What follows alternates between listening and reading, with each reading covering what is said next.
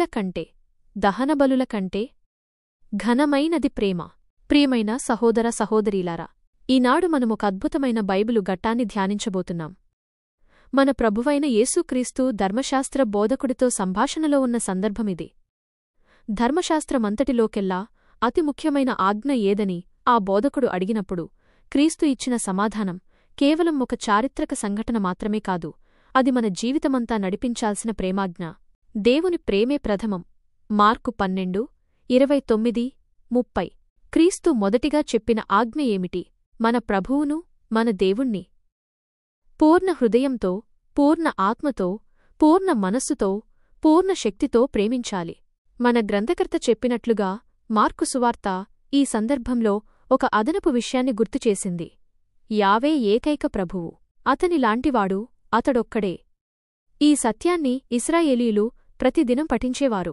వినండి, ఇశ్రాయేలు, మన దేవుడైన ప్రభువు, ఏకైక ప్రభువు. ద్వితీయోపదేశకాండము 6:4. మన ప్రభువు ఏకైక దేవుడు. ఆయనే మనల్ని ఎన్నుకున్నాడు, ఆయనే మనకు ఆధారం. అందుకే ఆయన్ని అన్నిటికంటే ఎక్కువగా ప్రేమించాలనేది సహజం. మన ప్రేమ కేవలం పెదవుల మీద మాటగా ఉండకూడదు. అది మన పూర్ణ హృదయం, భావాలు, పూర్ణ ఆత్మ, జీవం, పూర్ణ మనస్సు, ఆలోచనలు మరియు పూర్ణ శక్తి, క్రియల నుండి ప్రవహించాలి. మనం చేసే ప్రతి ఆలోచన, ప్రతి పని ఆయన ప్రేమను ప్రతిబింబించేదిగా ఉండాలి. తోడివాని ప్రేమ దానికి సమానం. మార్కు 12:31. రెండవది, నీ పొరుగువానిని నిన్నువలె ప్రేమించుము. ఈ ప్రేమ ఆజ్ఞలో 2 భాగాలున్నాయి. దైవప్రేమ ఎంత ముఖ్యమో సోదర ప్రేమ కూడా అంతే ముఖ్యమని యేసు నొక్కి చెప్పారు. కొందరు రబ్బైలు ఈ బోధను చేసినప్పటికీ క్రీస్తులాగా ఈ 2 ఆజ్ఞల సమానత్వాన్ని ఎవ్వరూ ఇంత బలంగా నొక్కి చెప్పలేదు. దీని అర్థమేమిటి? దేవుని ప్రేమ అనేది ఒక నిట్టనిలువు సంబంధం, పొరుగువాని ప్రేమ అనేది ఒక అడ్డంగా ఉన్న సంబంధం. ఈ 2 కలిస్తేనే మనం సిలువను పూర్తి చేసినవారమవుతాం. మనం దేవుణ్ణి ప్రేమిస్తున్నామని చెప్పుకుంటూ మన పక్కనున్నవారిని ద్వేషిస్తే లేదా వారిపట్ల నిరాసక్తత చూపిస్తే మన దైవభక్తి నిజమైనది కాదు.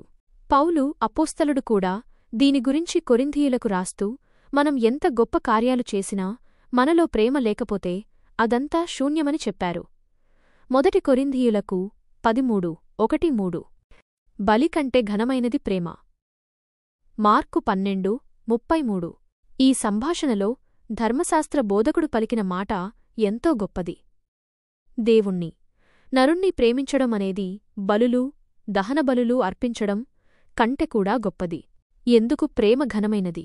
మన గ్రంథకర్త చెప్పినట్లు బల్యర్పణమనేది కేవలం కర్మకాండ కావచ్చు. మనసులో భక్తి లేకుండానే బయటకు కానుకలు అర్పించవచ్చు. ప్రవక్త హోషేయ ద్వారా దేవుడీ మాటన్నారు, దయనే కోరుచున్నానుగాని బలిని కోరను. దహనబలుల కంటే దేవుని గూర్చిన జ్ఞానమే నాకు ఇష్టము. హోషేయ 6:6. దేవుడు కోరేది మన చేతి కానుకలు కాదు, మన హృదయాన్ని. ప్రేమ అనేది హృదయంలో నుండి పుట్టుకొచ్చే చిత్తశుద్ధి కలది. నిజమైన ప్రేమ దేవుని పట్ల, మనుషుల పట్ల మన వైఖరిని, మన చర్యలను నిర్దేశిస్తుంది. ఈ ప్రేమకు మించిన బలి ఏదీ లేదు. మన పాపాల నిమిత్తం తన ప్రేమైన కుమారుణ్ణి బలిగా ఇచ్చిన దేవుని ప్రేమకు మించిన త్యాగం లేదు. యోహాను 3:16. ఆ ప్రేమను మనం అందుకున్నాం కాబట్టి ఆ ప్రేమను మనం ఇతరులకు పంచాలి. దైవరాజ్యానికి చేరువలో మార్కు 12:34. యేసు ధర్మశాస్త్ర బోధకుని మాటలను మెచ్చుకొని, నీవు చక్కగా సమాధానమిచ్చావు, నీలాంటివాడు దైవరాజ్యానికి చేరువలోనే ఉంటాడు అని పలికాడు. ఆ బోధకుడు విలువలను, సత్యాన్ని గుర్తించాడు. దేవుని చిత్తం కర్మకాండలో కాదు, హృదయపూర్వకమైన ప్రేమలో ఉందని గ్రహించాడు. ప్రియులరా, మనకు కూడా అవే భావాలు, విలువలు ఉంటే మనం కూడా ఆ బోధకునిలాగే దైవరాజ్యానికి దగ్గరగా ఉంటాం. కాబట్టి బలులు అర్పించడం కన్నా మన దైనందిన జీవితంలో ప్రేమ అనే బలిని అర్పిద్దాం. మనకు ప్రేమను నేర్పిన ప్రభువును పూర్ణంగా ప్రేమిద్దాం మరియు మన తోటివారిని నిస్వార్థంగా ప్రేమిద్దాం. ఆ ప్రేమలోనే మన నిజమైన ఆరాధన ఉంది. ఆమేన్.